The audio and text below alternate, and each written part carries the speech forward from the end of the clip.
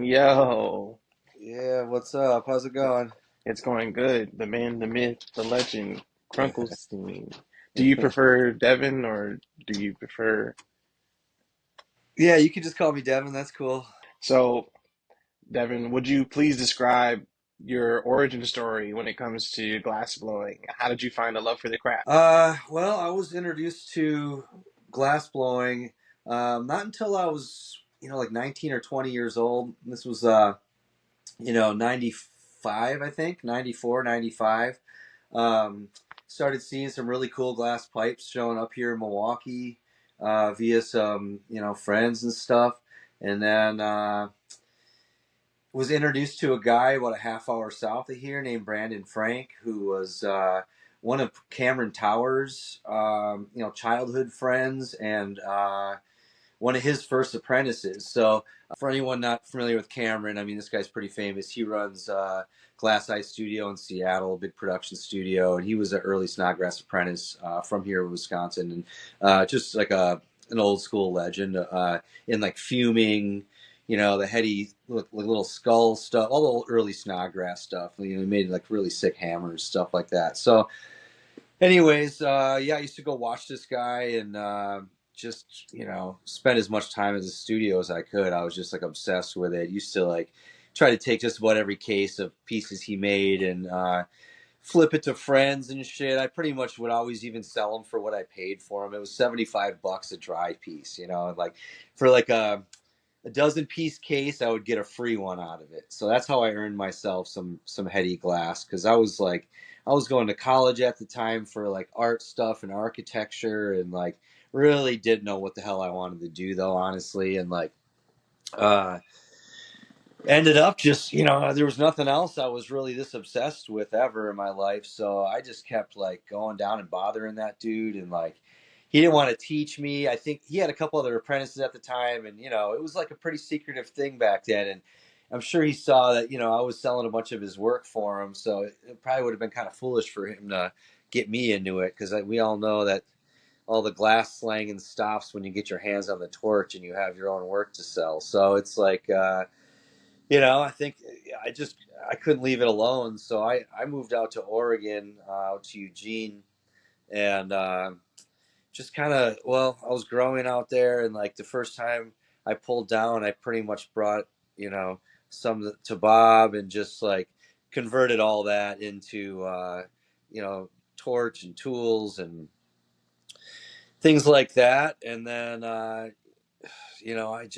set up in my house and just kind of it's all I wanted to do, like kind of all day every day. So it helped me get some skills together because I was just experimenting, and when I saw people's work out there, I try to reverse engineer it in my head. But like people weren't really, you could pay for lessons to go to Snotty's, in Eugene there. But there wasn't a whole lot of other places to learn at the time. I mean, everyone else was pretty secretive about it. So there was a few, there were some cool guys in Eugene that would let you come to their studio, and even just walking in somebody's studio back then, you'd learn shit just from looking at their scrap on the bench. Just like, oh my god, you could do it that way, like.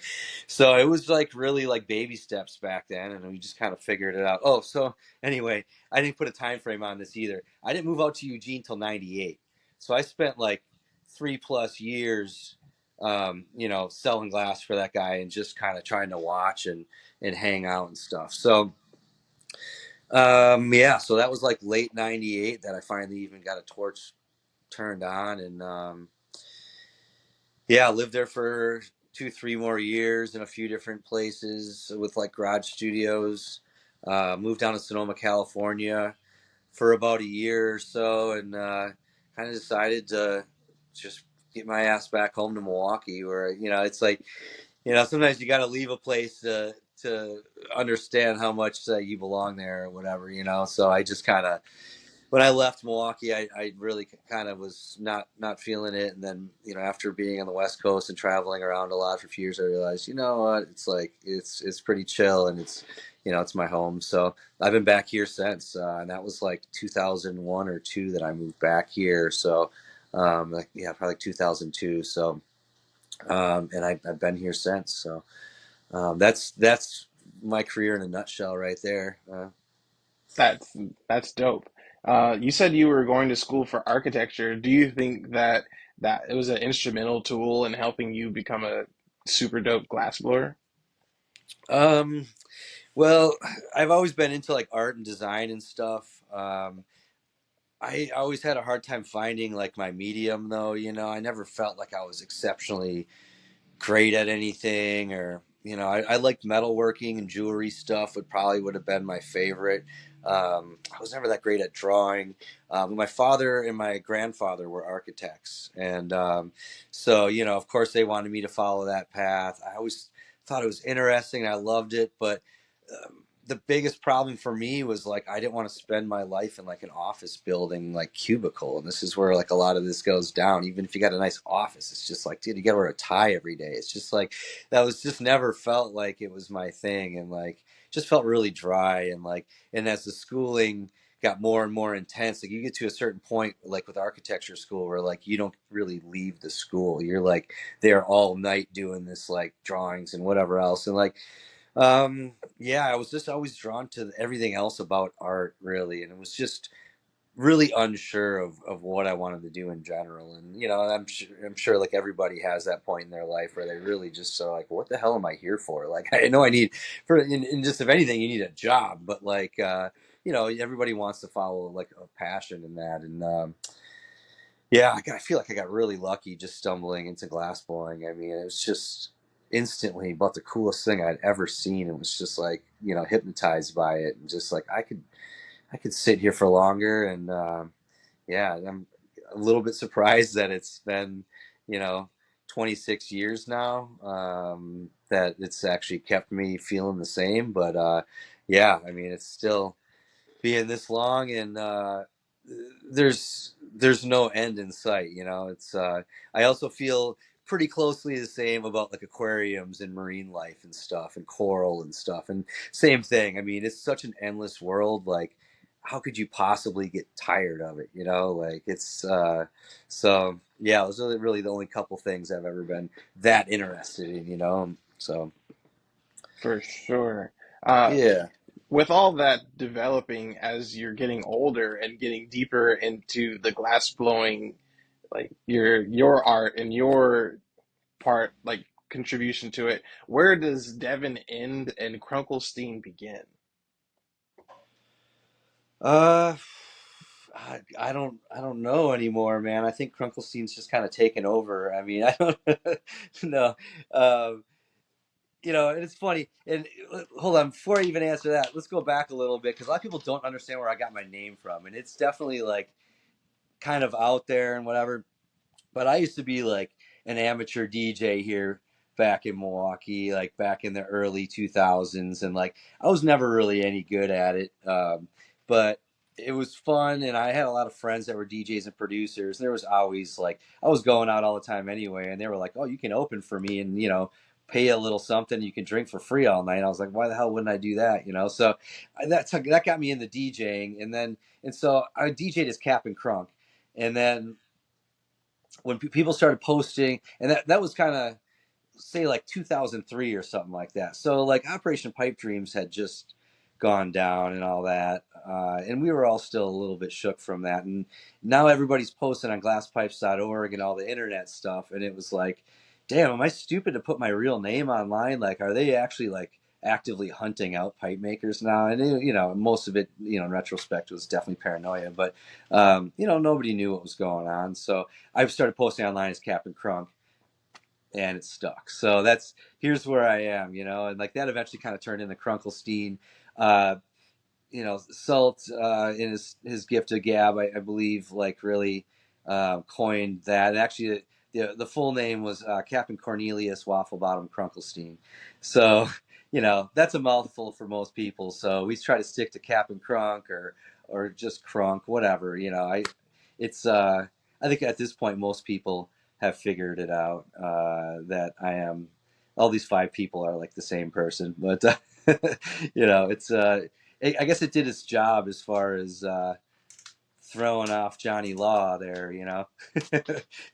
which, Absolutely. which of course, in this point, in this day and age, nobody gives a shit about anymore. It's just pipes, whatever. So yeah, uh, yeah. So where do I start and Crunk ends there? I just I don't know, man. I feel like the name kind of overshadows just the fact that, I'm just like everybody else out here, like obsessed with the flame and the glass and like just trying to make stuff that I'm intrigued by and think is cool. And that all starts out kind of everybody starts out in the same place there, and then we hit these tangents and everybody, ends up in this weird place, and that's what gives them their, really their artistic, imagery in that. And like I really have always been pretty obsessed with millies and with sculpting, and I mean I love everything else about glass blowing and everything too. But these were always two things that I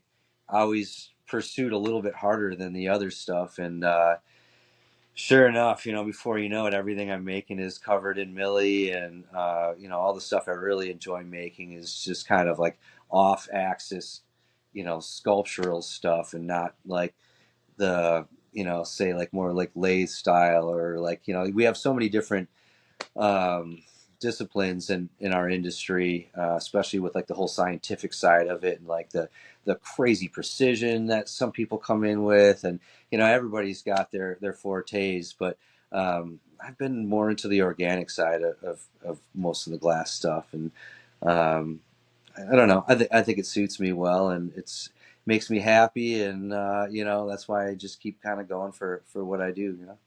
Absolutely. I noticed as a Millie master, you have a lot of color in your pieces compared to some of your other contemporaries. And some of your pieces even change color. And it's called a process called fuming. Sure. Would you be able to tell us more about that? So the fuming work, that's stuff that like the Godfather, Bob Snodgrass really invented, and it's like probably his most powerful claim to fame is just like the psychedelic aspect of the color changing glass. And when you use silver and gold and you fume it onto the glass by basically taking a little chunk of it and vaporizing it into the flame, and basically sprays it onto the glass, and then you trap it in between a couple layers, or you can leave it on the surface.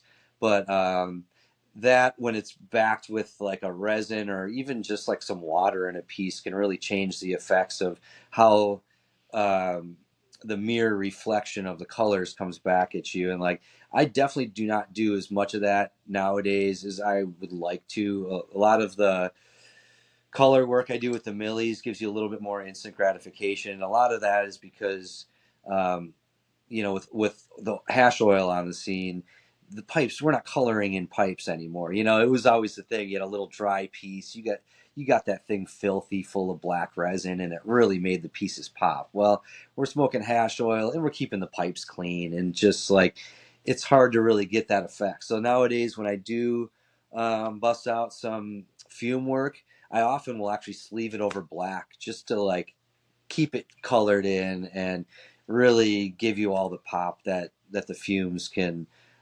provide. But there's a lot of different aspects of the fuming that you can roll with, and there's a lot of people out there doing some amazing fume work, and a lot of them have been doing uh, really just fume work for even longer than I have. So there's a whole wide world of that, as there is all this stuff, and the millie work itself too. I mean, there's a lot of people doing millie nowadays, and there's been a lot of people doing millie work for thousands of years. So um, yeah, it really encompasses just a whole nother world of micro images and things like that. Um, and I think it's been one of the coolest things in glass since the dawning of glass making. What's the most challenging part of making heady glass to you? Um, I mean, are we talking like high end builds, or what do you mean by heady glass? It's I that term can be interpreted a couple different ways there. Like, So let's go with pieces most people wouldn't use, but would have as a collector's piece. Sure, sure. Well, and you know, since that beginning there, because I was inspired originally by Snodgrass, that was the Heady glass side of things. There are guys out there that have been making glass pipes for around as long as Bob has, but they were like the production side. These guys were just doing wrap spoons, big thick spoons and stuff. This guy Tori out in Eugene, and he had a crew of dudes out there. I can't really recall any other names right now, unfortunately, but so there's I was originally inspired from the Heady side, so for me it's not ever really been about just having a, like, I smoked out of metal pipes and shit like that back in high school. Once I saw glass, it was all about Heady glass. I mean, I understood some people just needed a spoon to go to a show with, but like, that's all I ever really wanted to make was like stuff that was a little bit nicer and not just like production stuff. And like, I think for everybody, there was definitely times where like I had to bust out 100, Fritz spoons to pay some bills and that. I mean, their production work always gets you by, but yeah, that's all I've really ever wanted to do is just kind of make what I want to make and just hope that somebody else like likes it and wants to pay me enough for it for me to keep existing. So yeah, it's there's always challenges there because you're putting more eggs in one basket by spending multiple days on a piece versus making like 20 pipes in a day. But then again, you only have to sell one piece. You don't have to sell 20 pieces, 40 pieces. So there's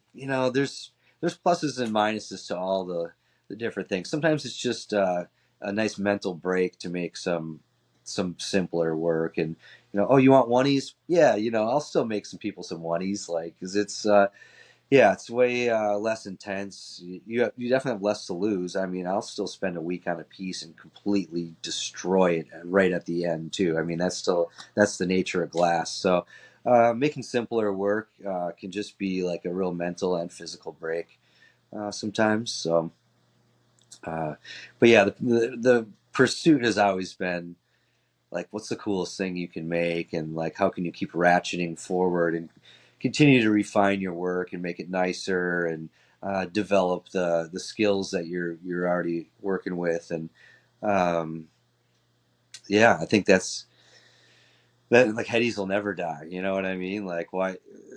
Well, I don't know how you. Like I said, I don't think you can ever get sick of this, and we're never going to be done making everything. Oh yeah, I guess we're done, guys. Everything's been made. You know what I mean? Like, that's just not a sentence that anyone could possibly ever utter. And have it be reality. So it's fun because it's an endless game, and like every time you think you made something sick, it's like not that it's quickly forgotten because a lot of these pieces are timeless, but like nowadays, like, in really the last 20 years, you look online and you're just like, holy shit, look what that dude, or look what she just made. Like, and it's just, you almost forget about that last thing you made, and now you're just like, what am I going to do next? Like, it's like there's this little bit of like kind of an unspoken friendly competition out there, just like constantly wanting to push forward, or like, if you don't, you could really just fall to the wayside, get forgotten about too, because it's like there is so much sick shit going on out there all the time that like you got to keep pushing forward. You got to keep showing people shiny stuff that makes them interested, or what does it all mean really anyway? So um, So, yeah. what what makes a piece of glass a heady to you? Um, Well, that's almost like saying what's art and what's the craft there. You know what I mean? And like, but to me, just a heady piece is just, man, you can just feel it when you look at them. You know what I mean? It's almost hard to describe, but just something that's like, for me, like heady doesn't mean like too perfect either, or too stiff. I just like to see something that's like cool and original, and like it's kind of like a nice balance between the conceptual aspect of it and the execution, and there's, glass blowing does all involve, precision and that it's just kind of the nature of the element there. But yeah, it's man, there's not like one specific thing I look for. It's like, when you see a piece that's just, yeah, originality is a big part of it, because a lot of it is like a thinking game, because you can keep regurgitating the same shit over and over again. Just because it gets tighter and tighter and tighter, like doesn't mean it's interesting to me. And in that case, I mean, I don't know if I'd say it's not heady, but it's like not really heady to me. You know what I mean? Like, I just like to see the ideas and just something different, keep bringing something different to the table, because there should be no shortage of ideas, you know what I mean? Like our brains can keep pushing forward. So but sometimes that can be the hardest part, because just like, writers get writer's block, like, artists get artist block too. And sometimes you just like, whether it be your mood or just like the ideas aren't flowing in a certain day, sometimes it's just like, yeah, man, oh, maybe will need to make oneies today or something simple, just give my brain a rest until I get some fresh ideas. But um, yeah, man, Heady should speak for themselves. They should show a great, refinement of execution, and just like some just interesting subject matter, and just should pull your eyes in. The kind of piece that you just like, you got to pick it up. You know what I mean? Or if you're not terrified because it's $30,000 or whatever, but the kind of piece where you just like, can I hold this? I need to like put it right up to my face, and like, that's a Heady to me. Yeah, I definitely get a little bit apprehensive picking up some heady pieces, but I wanted to acknowledge you because you put a lot of care into pieces from the beginning to the end, and I recognize that you even have your own packaging for your headies. Could you tell us the story behind that?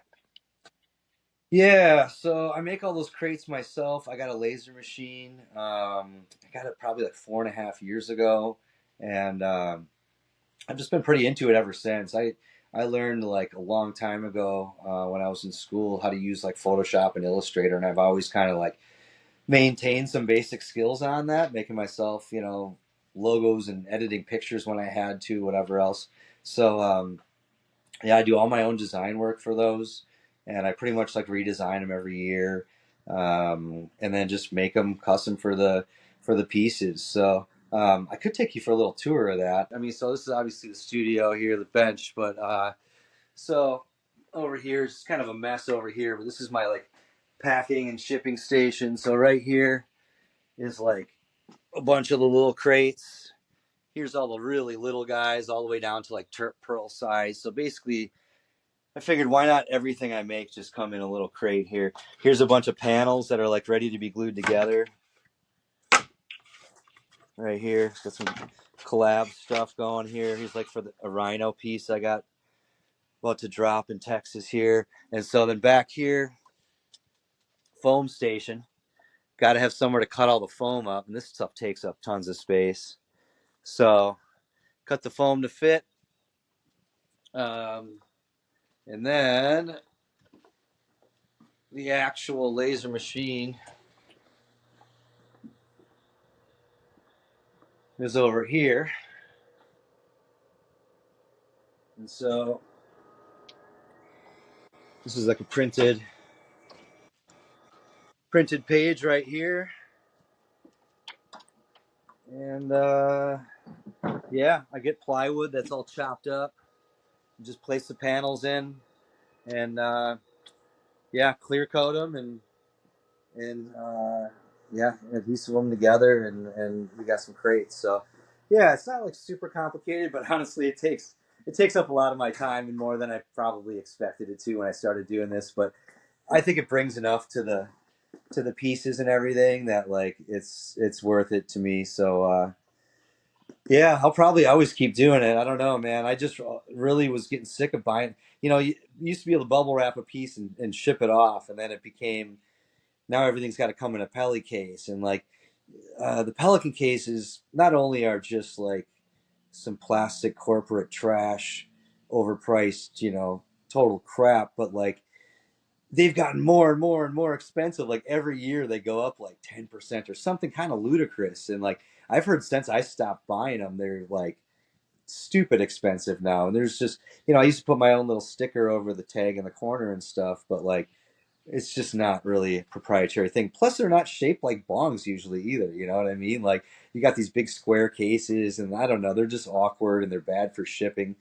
So yeah, that's why I looked for an alternative, and realized, I was spending so much per year on these Pelican cases that like it was like 1 year's worth of pellies to buy this whole laser machine, and like I got to buy the wood and all this stuff, but overall, yeah, it's really it's cost me a lot less too, and I think it brings more to the table than a plastic case. So yeah, I don't know. It's like I needed more on my workload, but it's it's just something I have to be here all day and swap panels out every couple hours and stuff. It's not something you can even pay somebody to sit and do, because it's like they'd be sitting there staring at the machine for 2 hours and then just doing a 5 minute swap. So it's it's just whatever. It's become part of normal life nowadays.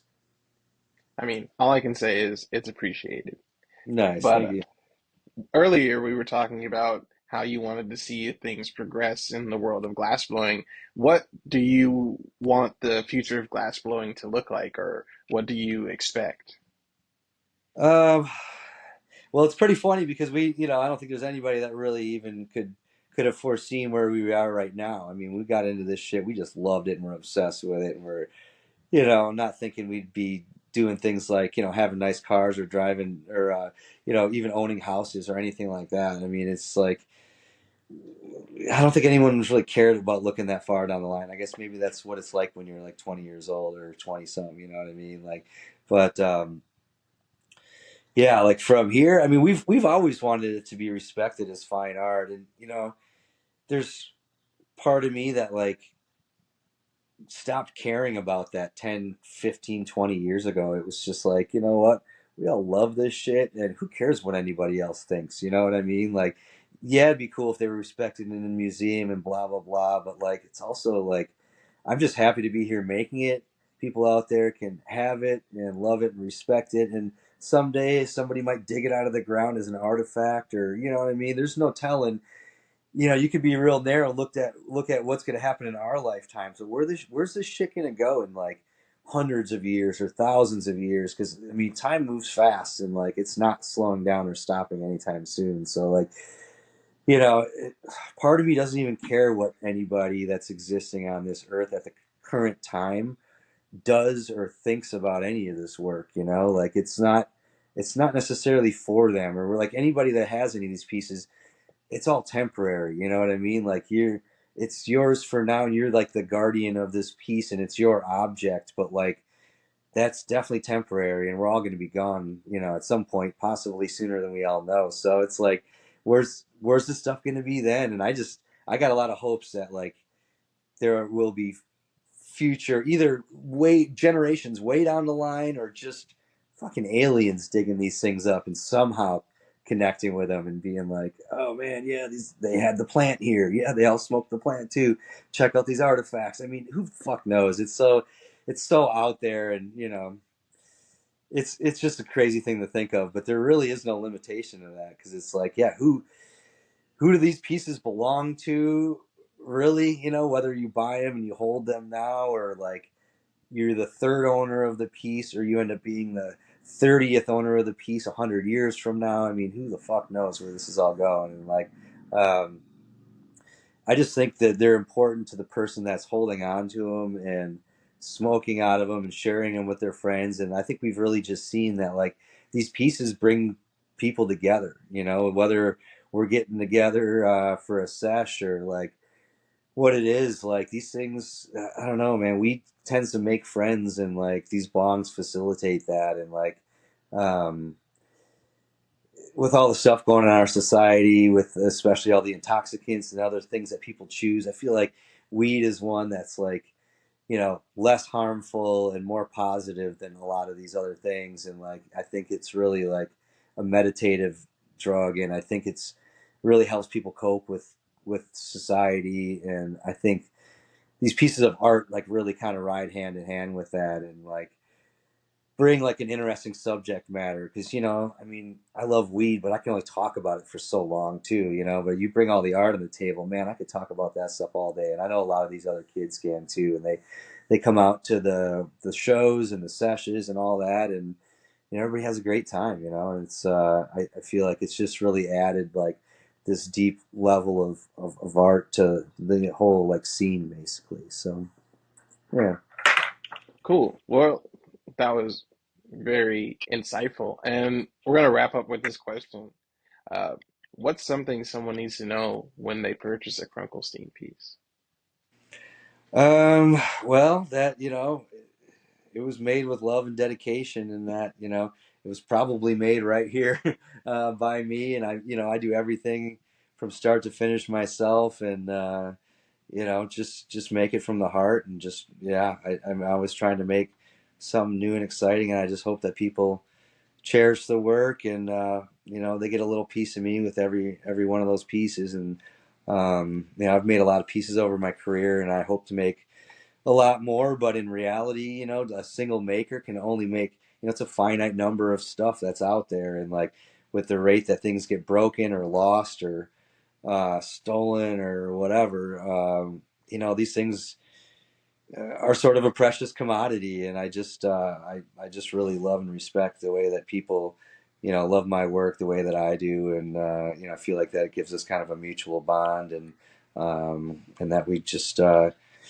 we're on this riding on the same rock together out here. You know what I mean? Like it's I don't know. I guess that kind of sums it up. Oh, and that's good timing because my dogs are going off. My friend's son's here to mow my lawn.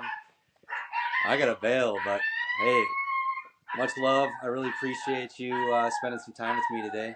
No, we appreciate you